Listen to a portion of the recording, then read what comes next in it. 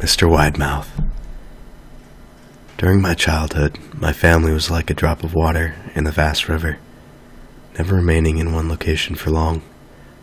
We settled in Rhode Island when I was 8, and there we remained until I went to college in Colorado Springs. Most of my memories are rooted in Rhode Island, but there are fragments in the attic of my brain, which belong to the various homes we lived in when I was much younger. Most of these memories are unclear and pointless. Chasing after another boy in the backyard of a house in North Carolina, trying to build a raft to float on in the creek behind the apartment we rented in Pennsylvania, and so on. But there is one set of memories which remains as clear as glass, as though they were just made yesterday. I often wonder whether these memories are simply lucid dreams produced by the long sickness I experienced that spring. But in my heart, I know they are real.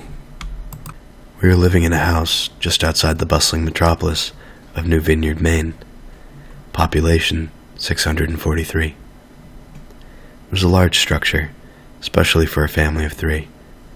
There were a number of rooms that I didn't see in the 5 months we lived there. In some ways, it was a waste of space, but it was the only house on the market at the time, at least within an hour's commute to my father's place of work. The day after my 5th birthday, attended by my parents alone, I came down with a fever.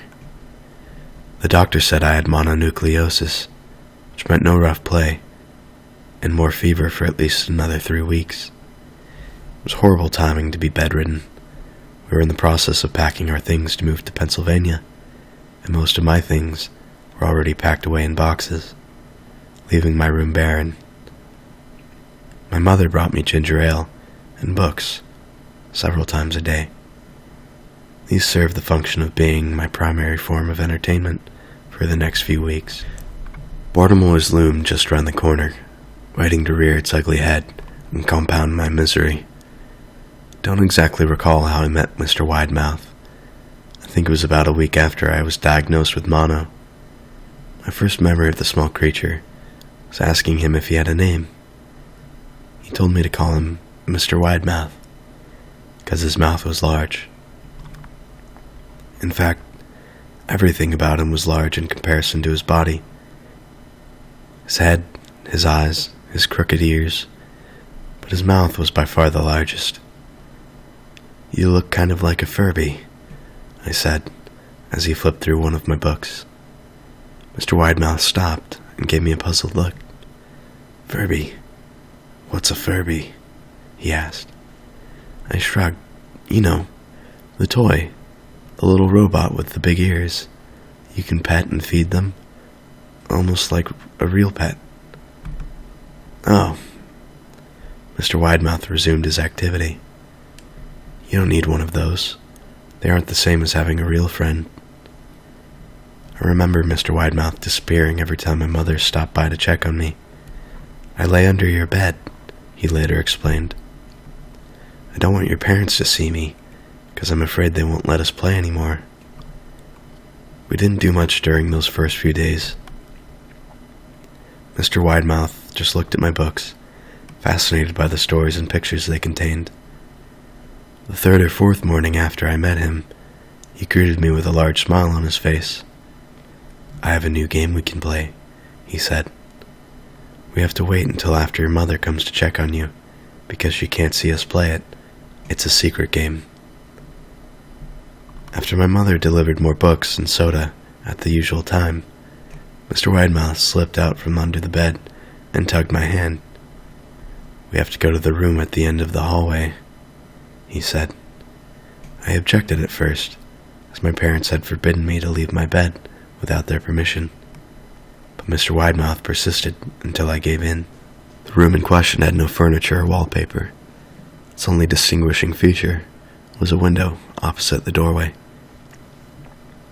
Mr. Widemouth darted across the room, gave the window a firm push, flinging it open. He then beckoned me to look out at the ground below. We were on the 2nd story of the house, but it was on a hill, and from this angle, the drop was farther than 2 stories due to the incline. I like to play pretend up here, Mr. Widemouth explained. I pretend that there is a big soft trampoline below this window, and I jump. If you pretend hard enough, you bounce back up like a feather. I want you to try. I was a 5-year-old with a fever, so only a hint of skepticism darted through my thoughts as I looked down and considered the possibility. It's a long drop, I said, but that's all part of the fun. It wouldn't be fun if it was only a short drop. If we're that way, you may as well just bounce on a real trampoline. I toyed with the idea, picturing myself falling through the thin air, only to bounce back to the window, something unseen by human eyes. But the realist in me prevailed. Maybe some other time, I said. I don't know if I have enough imagination. I could get hurt. Mr. Widemouth's face contorted to a snarl, but only for a moment. Anger gave way to disappointment. If you say so, he said. He spent the rest of the day under my bed, quiet as a mouse. Following morning, Mr. Widemouth arrived holding a small box. I want to teach you how to juggle, he said.